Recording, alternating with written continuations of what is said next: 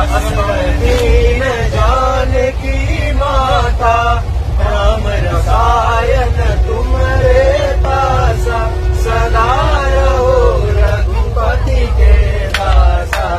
तुम्हारे भजन राम को भावे, जन्म जन्म के दुख बिसरावे। अंतकाल रघुवर पुर जाई, जहाँ जन्म हरि भक्त कहाई।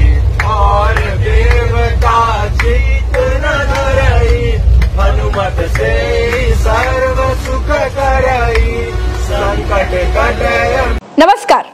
ट्रेन चल रही है, ऊपर वाली सीट पर एक बुजुर्ग व्यक्ति नमाज अदा कर रहे हैं। उसी समय पर नीचे बैठे कुछ नौजवान लड़के हनुमान चालीसा जोर जोर से पढ़ रहे हैं। आप जानते हैं ये क्या है?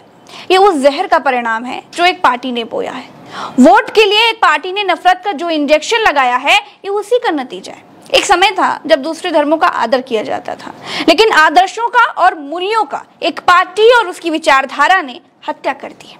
मैं गारंटी देती हूँ, इन लड़कों के माता पिता भाई बहन किसी ने भी इन्हें ये नहीं सिखाया होगा कि अगर कोई नमाज पढ़ता मिल जाए तो जोर जोर से हनुमान चालीसा पढ़ने लग जाना।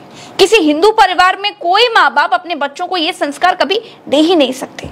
ये संस्कार देश की सबसे बड़ी संस्कारी पार्टी ने दिए हैं कि अगर कोई मुसलमान नमाज पढ़ता दिख जाए तो तुम हनुमान चालीसा पढ़ने लगना। इस ट्रेन में इन बच्चों को या फिर इस बोगी के किसी व्यक्ति को नमाज पढ़ने से भौतिक तकलीफ नहीं है। ये व्यक्ति रास्ते में नहीं बैठा है, ट्रेन के गेट पर नहीं बैठा है, लाउड स्पीकर लगा करके नमाज नहीं पढ़ रहे हैं, अपनी सीट पर बैठा है। दोस्तों, किसी की प्रार्थना का सम्मान करने के बजाय ये नौजवान लड़के हनुमान चालीसा जोर जोर पढ़कर नमाज का प्रत्युत्तर दे रहे हैं। ईश्वर की प्रार्थना जवाबी कार्रवाई के लिए नहीं होती है। ईश्वर सच्चे मन से याद करने पर मिलता है। ये जो ट्रेन में हो रहा है, ये एक पार्टी के भड़कावे की वजह से है। भगवान हनुमान का मजाक बनाया जा रहा है। ट्रेन में नमाज पढ़ना तब गलत है जब किसी नमाज पढ़ने वाले की वजह से दूसरे यात्रियों को आने जाने में या किसी और तरह की परेशानी हो। ट्रेन में अक्सर देखा गया है कि लोग फोन पर अपनी गर्लफ्रेंड, मंगेतर, पत्नी से पूरी पूरी रात बात करते रहते हैं, जब उससे किसी को कोई परेशानी नहीं है।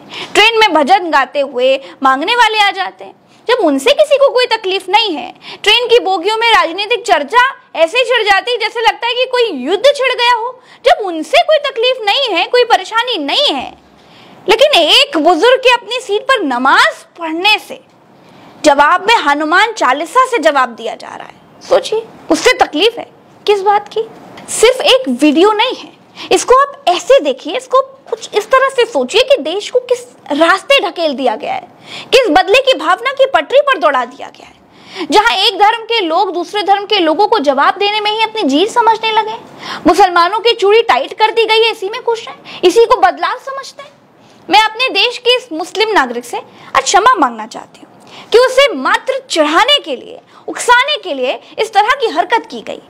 ऐसा मैं इसलिए कह रही हूँ दोस्तों, क्योंकि हमारे हिंदू धर्म में भगवान हनुमान को याद करने का कोई दिन, कोई समय नहीं निर्धारित है। मुस्लिम व्यक्ति अपने ईश्वर से, अपने अल्लाह से सुख शांति के लिए प्रार्थना कर रहा है। किसी की प्रार्थना को डिस्टर्ब करके किसी के भगवान खुश नहीं होते। हिंदू धर्म में ही भगवान इंद्र इसके उदाहरण हैं।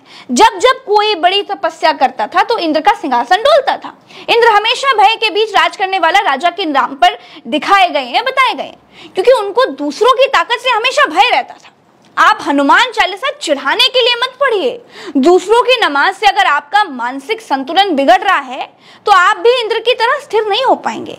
बनना है तो भोलेनाथ की तरह बनिए, जिन्होंने रावण पर भी कृपा की, भस्मासुर तक को वरदान दे दिया, फिर भी दुनिया का कल्याण किया। दोस्तों, आज के लिए इस वीडियो में इतना ही। जुलुम करना तुम्हारी आदत बन गया, बाद अल्लाह ने हम मोमिन के दिल में सब्र को अता किया। तुम सब चलते रहो नफरत के आग से, और हम मोमिन खिलखिलाते रहेंगे सुकून भरी जिंदगी से इंशाअल्लाह।